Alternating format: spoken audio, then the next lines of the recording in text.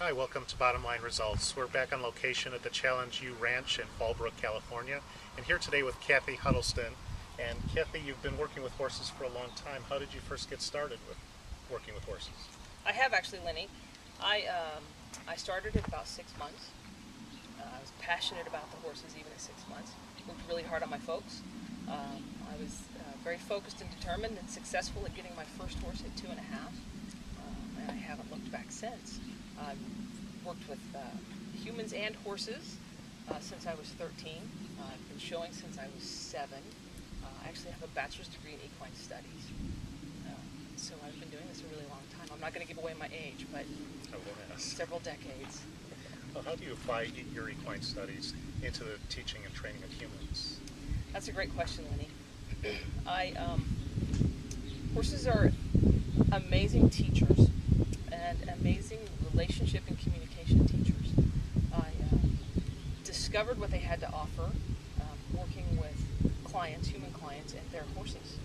And what I discovered in my early 20s was that what we were applying in that relationship and communication-based model between the human and their horse, they were actually taking home and applying in their other human relationships. And it just sort of evolved and grew from there.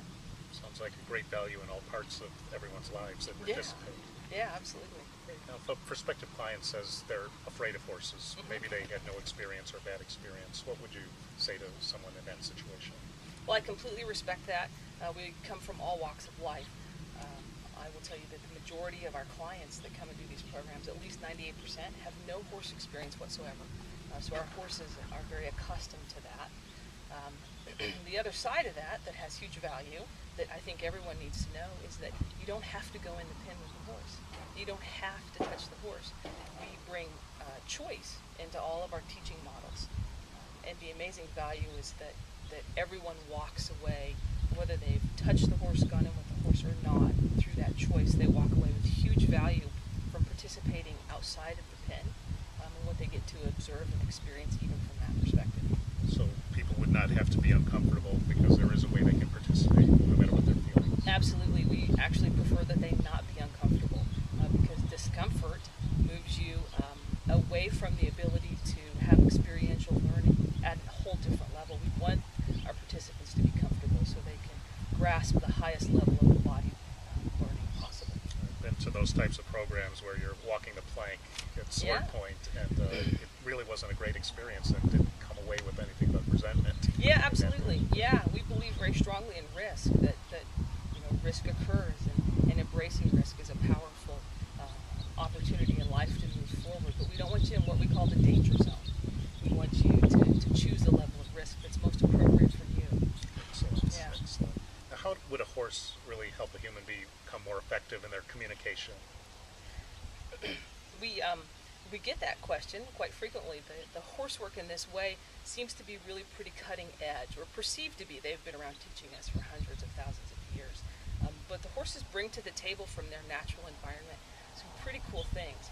They function in a consensual-based modality, so an invitation to lead and an invitation to follow.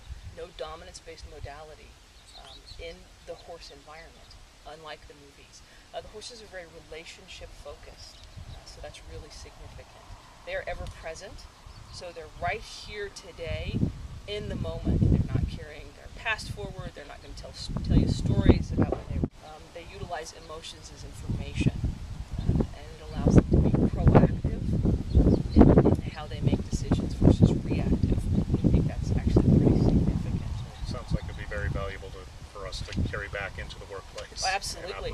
We think so, yeah. Okay, what type of feedback do you usually receive participants after they've gone through one of the programs? We experience an interesting level of feedback. The immediate feedback involves a few ahas. The uniqueness to the horses is that it seems to have a subtle, continual, aha perspective. We'll get feedback from clients months, and I've even gotten feedback from years ago from horse experiences that I've co-facilitated with the horse about their discoveries of how they communicate, how they've been able to listen better, how they've chosen to be present in their interactions and Flashing back to moments in the workplace place that I've seen just the opposite of that going on, and then we wonder why there's so much chaos, backstabbing, and other types of confusion. Yeah, it's amazing what occurs when you remove dominance from the workplace or from someone's life. Because I said so does not work with our horses. It doesn't work on me. Yeah, well, it doesn't work with most people either. I mean, if you've ever been around a 5-year-old child, because I said so. No, it doesn't. Yeah, it doesn't in a lot of places. Well, you referred to the horses as master teaching horses. Absolutely, Correct? yeah. What do you mean by that? Well, essentially, they are the instructors of the programs.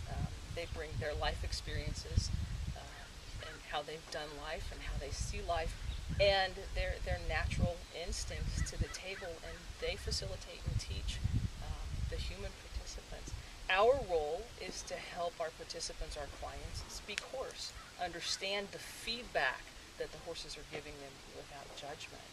And, we essentially teach them how to speak or understand horse at a level and make them bilingual. Excellent. Yeah.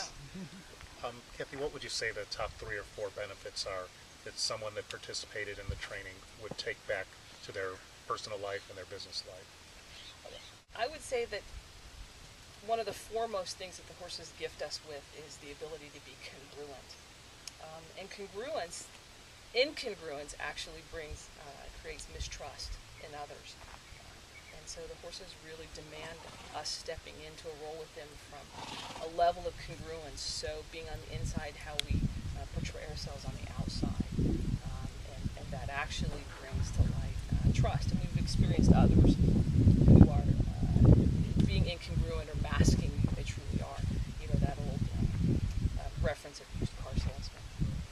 Per those. Yeah, brings to light that initial experience of incongruence. So the horses actually require a level of congruence to interact with them from their natural instinct.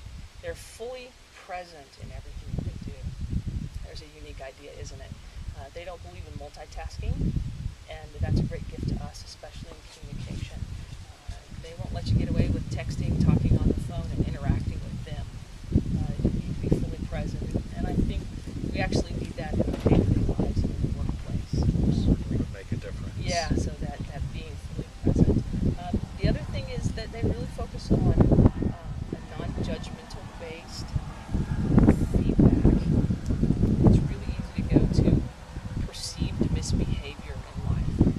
So-and-so didn't do what I told them. But if they did something differently than what we thought we said to them, it's really just feedback. And the horses teach that in a pretty amazing way. It's my responsibility to communicate differently, to pay attention to what I'm saying and how the other person is hearing it. Because they're not doing something differently or wrong on purpose. It's actually what they thought they heard. And so the horses bring to light a whole different level of responsibility in communication. And we actually teach that through a model we've developed, which is ask, allow, encourage. And we teach that through the Could you horses. repeat that again? The ask, allow, and encourage? Yeah, it's ask, allow, encourage, and we teach that through some activities with the horses. And it's essentially asking the horse to do something specific, like walk forward, allowing the horse the opportunity to respond. There's a unique thought, right? Listening, paying attention to feedback. And in that allowance, what the horse does is the feedback. So if we think we're asking him to walk forward and he takes off at a gallop, it's not bad horse. It's, I didn't communicate what I thought I communicated, so how do I need to proactively shift or adjust my communication Sounds so like that it we can removes the create blame. the result? It does. It removes the judgment and the blame, and it shifts our perspective and our responsibility. It's not you, you're wrong, it's me, I need to adjust. Yeah. What would a leader of a company say? Why would they want to actually have either themselves or their team participate in this type of training? Well, I would say, why wouldn't they? The level of communication and self-discovery and self-leadership and need to be ever present that the horses bring to the table, not to mention the idea of consensual leadership, not just an invitation to lead, but also an invitation to follow. That all of those things create such a level of team and focus and service to oneself. Their team member and better person, it sounds like. Oh, absolutely, all of the above. Awesome. Yeah. Well, thank you very much, Kathy. My pleasure. If you have any more questions, please give